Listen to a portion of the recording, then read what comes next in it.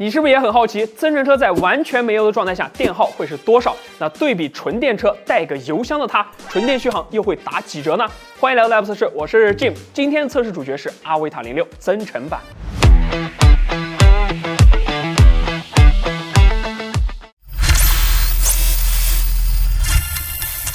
那在测试开始前呢，先来介绍一下这次车辆的信息啊。我们拿的车呢是阿维塔06 2025款 Max 增程版，搭载来自宁德时代的逍遥超级增混电池，容量31.7度 ，CLTC 纯电续航里程为230公里。那按照老规矩，我们还是将空调调整至24度2档风，保留驾驶员和记录员2人，并全程沿高速，尽可能的按照道路限速的上限行驶。那记录车辆 SOC 90%到20%的续航情况。那为了尽可能确保车辆处于纯电行驶状态，除了在动力模式上开启强制纯电以外，我们甚至将车开到了亮油灯且无法再切换至燃油优先的情况下再进行测试。那么最终的实测成绩如下：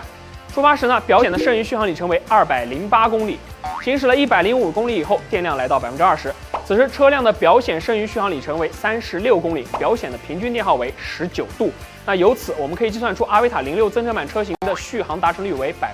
61.04%。那有意思的是啊，在车辆的剩余纯电续航里程低于20公里时呢，仪表盘上将不再显示剩余里程信息，取而代之的是一个小横杠的形式。那这个时候切换到电池的详情界面，会发现车辆的电池 SOC 为13%。在充电环节，我们同样按照测试一贯的标准，选择新兴充电的600千瓦液冷快充。那这也是你能在市面上见到的功率最大的第三方充电桩。那插枪开测，从20%充到90%，用时21分23秒。装单显示充入电量为24.7度，峰值功率104千瓦，100千瓦以上的持续时间呢为4分钟左右。那平均充电功率为66千瓦。那通常而言啊，这个3C 充电呢，指的是电池在1个小时之内能充入容量的3倍，而这里的峰值充电功率呢，已经超过了它电池容量的3倍，所以这也表明呢，阿维塔06增程版车型在充电性能方面的表现还是比较出色的。它的充电速度呢，已经与3C 电池呢达到基本相当的一个水平了。那除此之外，通过充电速度的实测图表，咱们也能明显的看出啊，